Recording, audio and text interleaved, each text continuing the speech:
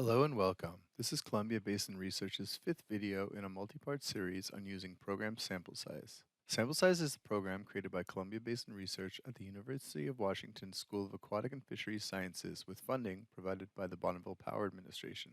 SampleSize allows users to input a range of release sizes or estimates to calculate the precision of survival projections and view those results via a graphical interface. Today, I'm going to walk you through a virtual paired release study design. The objective of a virtual paired release study design is to estimate dam passage survival from the face of the dam down to the tail race, R2. A virtual release at the face of the dam is used to estimate survival to an array many kilometers below the dam. Downriver array is used to help assure no fish that died during dam passage result in false position detections downriver. However, now the reach in the virtual release includes more than just dam passage survival. To correct for the extra mortality incurred downriver, a paired release located at the tail race and at the first downstream array is used to estimate the extra source mortality. Dam passage survival is then estimated as the ratios of the single release to that of the paired release. Okay. Let's start up the program by typing sample size into the search bar. Then maximize your window. Then click on Virtual Paired Release in the Study Design Types field in the upper left. Let me give you some background on the virtual paired release. It's mentioned previously, but worth review. A virtual paired release is similar to the paired release study, with the initial release subsequently comprised of tags detected at a detection site, creating a virtual release at that site. A paired release is conducted below the area of interest to obtain unbiased survival to the first detection site, also the lowest release site in the design after the virtual release. This design is used to obtain a more nuanced survival estimate in a smaller area, such as getting dam survival starting in the forebay and ending in the tail race, using fish released far enough above the dam that any handling mortality has occurred prior to arrival at the dam. The virtual paired release consists of a single release along with a downstream paired release for a total of 3 release groups. The virtual releases are based on the detections at V1, so the input will be expected number of tags detected at V1. The size of the R1 releases above V1 not used in the precision estimation.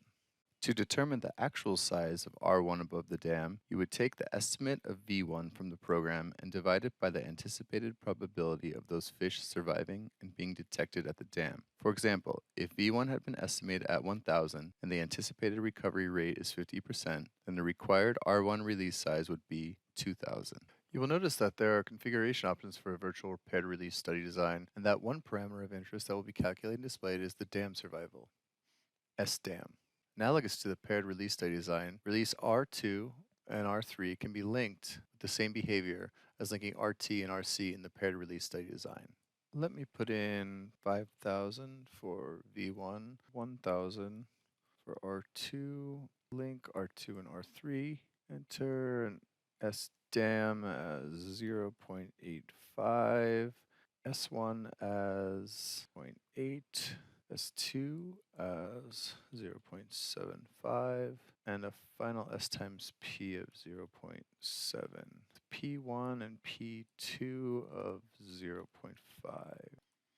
Please note that by linking the program, I am just copying the R2 data to the R3 in the program. These actual releases are not linked and are in fact separate releases. Let me enter in a max R2, R3 of 2,000. Now, if I click on Run Analysis, here we have our results table. And if I click on the results graph, I can display those results as well. Video 3 in our sample size series goes into greater detail on what can be done with those results and graphs. Please refer back to them if you need further help.